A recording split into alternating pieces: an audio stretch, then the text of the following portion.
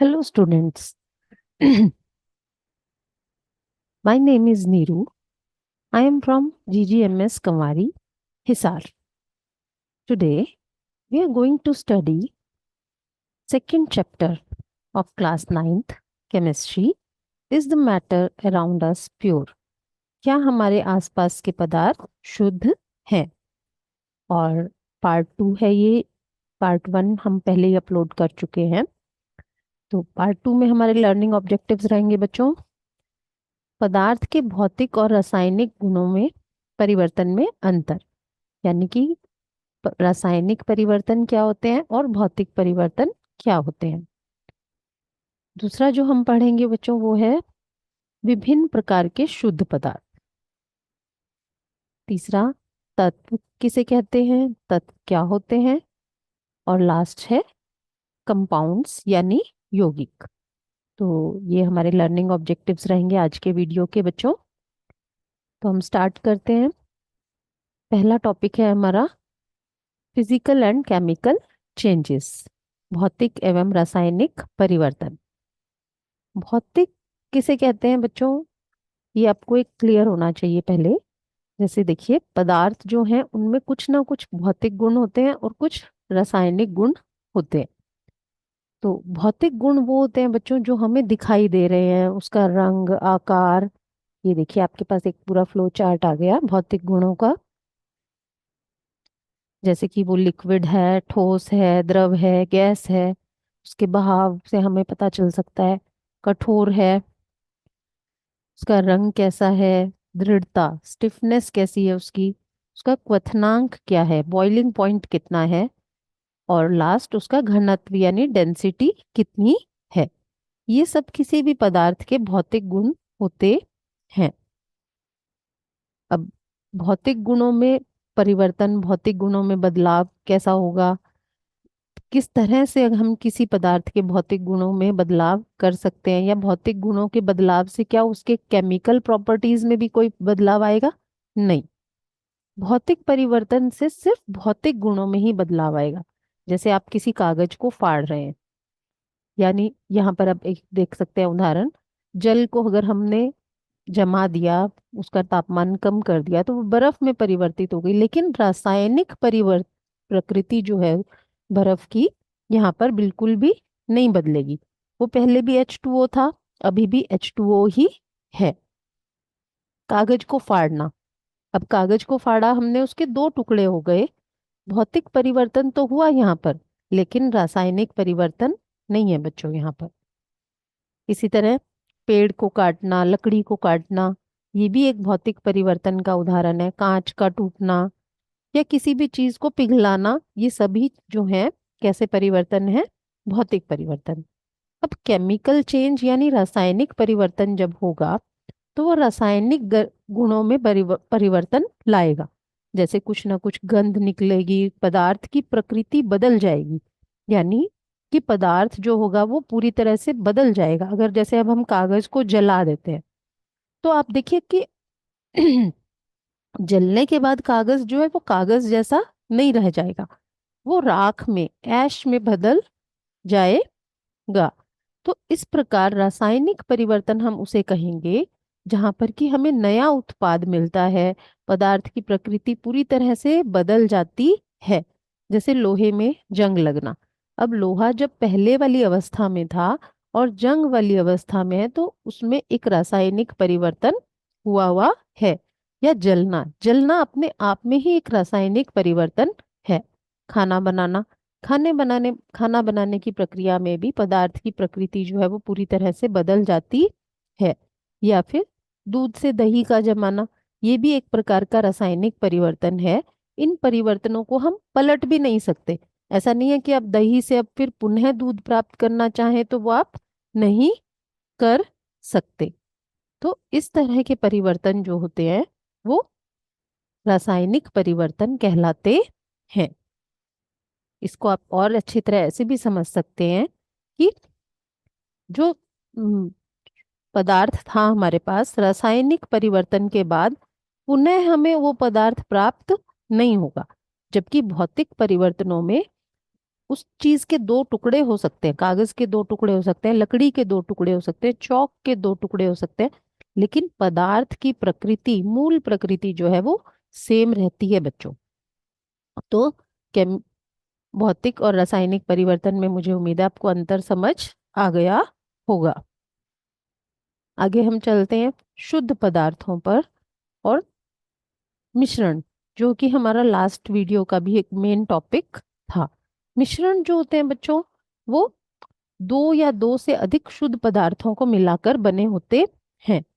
जैसे एक आप उदाहरण ले सकते हैं यहाँ पर कि जल और नमक का मिश्रण, घोल, कोई भी दो चीजें मिल गई तो दो चीजों को मिलाकर जब बनेंगे तो वो हम उनको मिश्रण कहते हैं। जबकि शुद्ध पदार्थ जो होते हैं वो एक ही तरह के कण से बने होते हैं।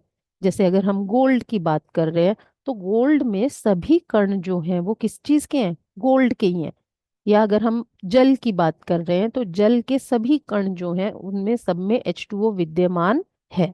यानी उसके सभी कणों में रासायनिक गुण जो है वो बिल्कुल समान है, कुछ भी अलग अलग नहीं है।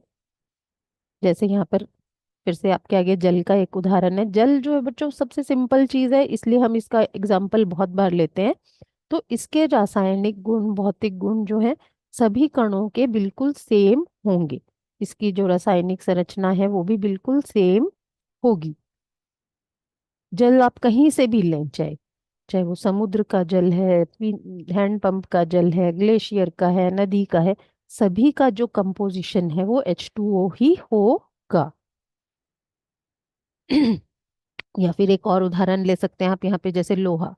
तो लोहा जो है वह अगर शुद्ध रूप में है तो वो हर जगह लोहे के ही उसमें कण विद्यमान होंगे। तो इस तरह की चीजों को हम क्या बोलते हैं, तत्व। इस तरह के पदार्थों को, इस तरह की चीजों को हम क्या बोलते हैं बच्चों, तत्व बोलते हैं। इनकी एक एक समान संरचना होती है और इनके भौतिक और रासायनिक गुण जो होते हैं वो बहुत स्पष्ट होते हैं, बिल्कुल स्पष्ट होते हैं इनके भौतिक और रासायनिक गुण। अब यहाँ पर आप देखिए विलयन। अब विलयन के बारे में आप पिछले वीडियो में हमने बहुत डिस्कस किया था कि विलयन में कण जो है किस प्रकार, विलय और विलायक जो इसके दो कण हमने बताए, तो वो किस प्रकार से मिले होते हैं। तो विलयन जो है बहुत से शुद्ध पदार्थों का एक तरह से मिलकर बनता है, यानी मिक्सचर ऑफ प्योर सब्सटेंसेस। और जो शुद्ध पदार्थ है उसमें कण जो होंगे वो एक ही प्रकार के कण होंगे, चाहे हम गोल्ड की बात करें चाहे हम जल की बात करें। ये आपको बिल्कुल क्लैरिटी होनी चाहिए कि विलयन जो है वो बहुत सारे पदार्थों से मिलकर, बहुत सारे शुद्ध पदार्थों से मिलकर बना होता है। अलग हो सकता है, जिस मात्रा में आप विलय और विलायक को मिलाएंगे उसके हिसाब से उसका टेस्ट अलग हो सकता है। लेकिन जल यहाँ पर जो है फिर से वही बात कि उसके गुण जो होंगे वो बिल्कुल समान होंगे। चाहे वो आप कहीं से भी पानी लेंगे तो वो सभी जगह H2O ही होगा। अब हमारे पास क्वेश्चन आ जाता है कि जो शुद्ध पदार्थ हैं फिर उनमें क्या विद्यमान है। शुद्ध पदार्थ जो हैं बच्चों, या तो वो तत्व हो सकते हैं या फिर वो यौगिक हो सकते हैं। अब हम डिटेल में पढ़ते हैं कि तत्व क्या चीज़ है और यौगिक क्या चीज़ है, इनमें हम कैसे अंतर करेंगे, कैसे वो आपस में बनते हैं। तो पहले हम तत्व के बारे में जानते हैं। तत्व जो है बच्चों, सबसे पहले ये नाम जो है रसायनज्ञ रॉबर्ट बॉयल ने 1661 में ये नाम हमारे सामने आया था, जब उन्होंने पदार्थ के कणों को तत्व कहा। इसकी एग्जैक्ट जो परिभाषा दी वो एंटनी लॉरेट लोवाइजियर ने हमें दी कि पदार्थ का मूल रूप जिसे रासायनिक प्रक्रियाओं द्वारा सरल सरल पदार्थों में नहीं तोड़ा जा सकता, वो सब क्या है, तत्व है। Basic form of matter that can not be broken down into simpler substances by chemical reactions. तो ये एक तरह से तत्व की हमारे पास परिभाषा है। अब यहाँ पर जैसे कुछ एग्जाम्पल हैं आपके पास तत्व के, सोडियम, ऑक्सीजन, गोल्ड, लोहा। तो अब सोडियम की अगर हम बात कर रहे हैं तो यहाँ पर सोडियम के ही सारे तत्व होंगे, उसमें जो कण हैं सारे के सारे सोडियम के होंगे। ऑक्सीजन की बात करें तो ऑक्सीजन के ही उसमें कण हैं। इसी तरह तो ये सब क्या है, तत्व।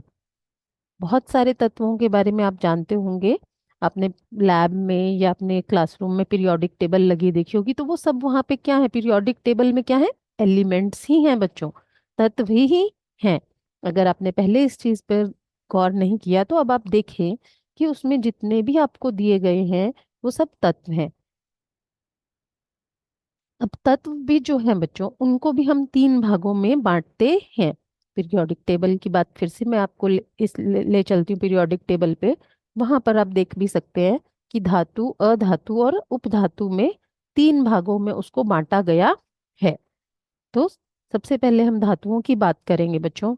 धातुएं जो होती हैं उनके कुछ उदाहरण आपको यहाँ पर दिखाई दे रहे हैं, जैसे सोना, तांबा और लोहा। अब धातुओं में क्या गुण होते हैं, धातुएं जो होती हैं शुद्ध अवस्था में लगभग सभी धातुएं जो होती हैं वो ठोस होती हैं बच्चों। धातुएं जो होती हैं ठोस होती हैं।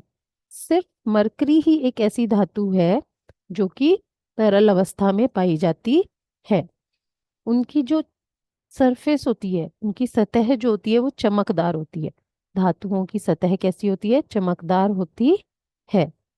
धातुएं जो हैं ऊष्मा और विद्युत दोनों की सुचालक होती हैं, यानी they are good conductors of heat and electricity. तीसरा गुण जो धातुओं में आपको दिखाई देगा वो क्या है, तन्यता।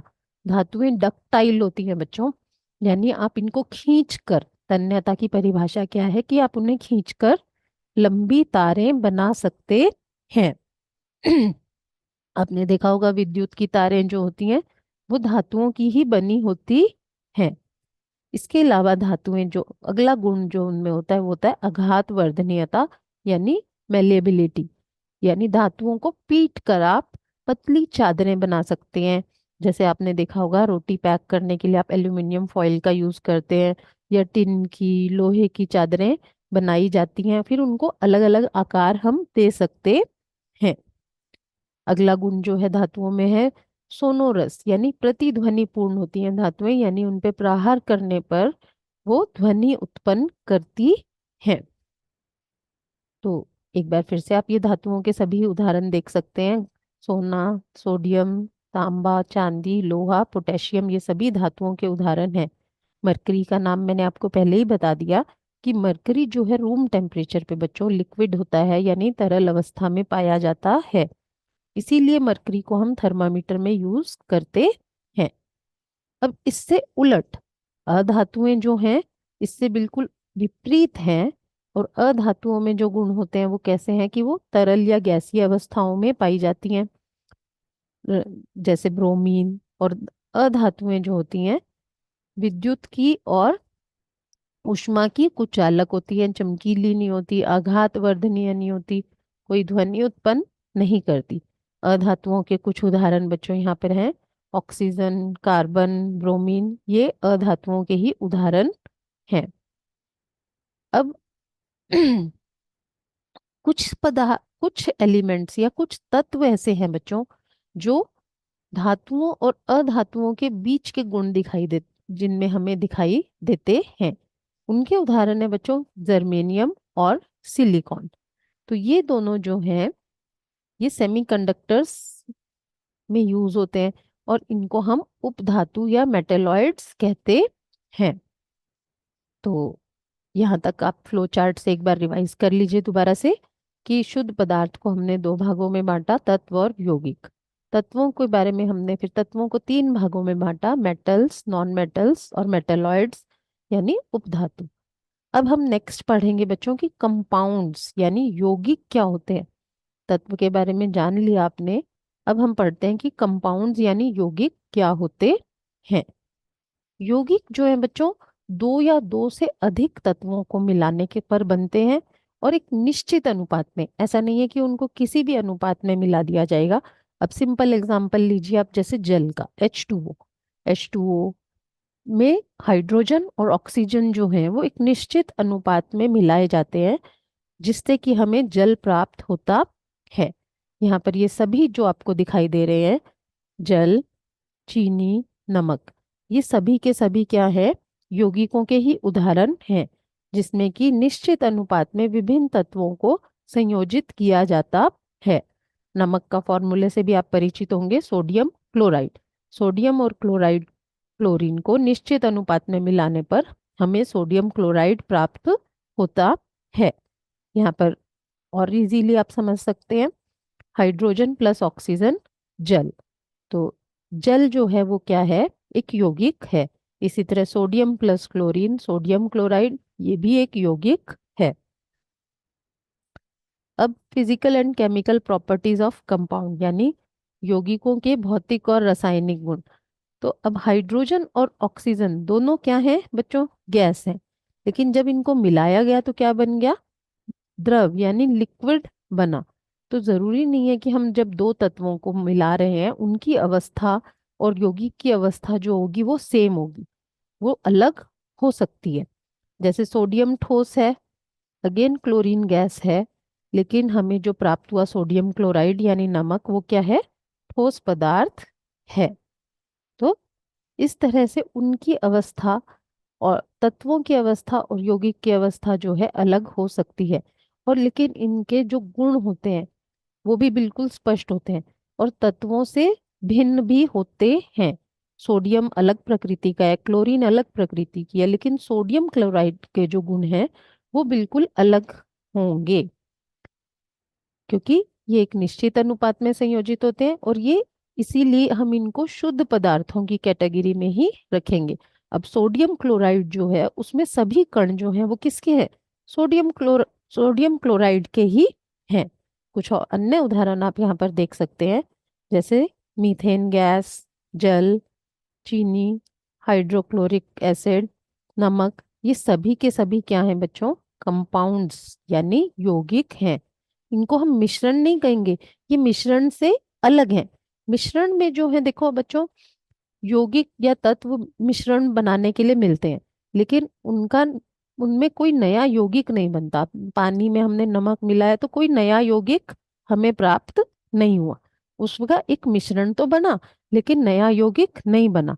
जबकि तत्व जो है क्रिया करके नए यौगिक का निर्माण करते हैं। आप इसके बारे में डिटेल में नेक्स्ट चैप्टर में भी पढ़ेंगे कि किस प्रकार यौगिकों का तत्वों का संयोजन से यौगिक बनते हैं। अब अगला पॉइंट है, मिश्रण के संगठन जो है परिवर्तनीय। मिश्रण में आप अलग अलग यौगिकों को अलग अलग मात्रा में डाल सकते हैं। जैसे जल और नमक में हम देख रहे हैं दोनों यौगिक हैं, दोनों मिलकर मिश्रण बना रहे हैं, लेकिन आपकी इच्छा पे है कि आप कितना पानी डालेंगे, कितना नमक डालेंगे। लेकिन यौगिकों में बच्चों ऐसा नहीं है, उसमें जो तत्व मिलाए गए या जिन तत्वों से मिलकर वो बने, उनका संगठन जो है वो सदैव स्थायी है।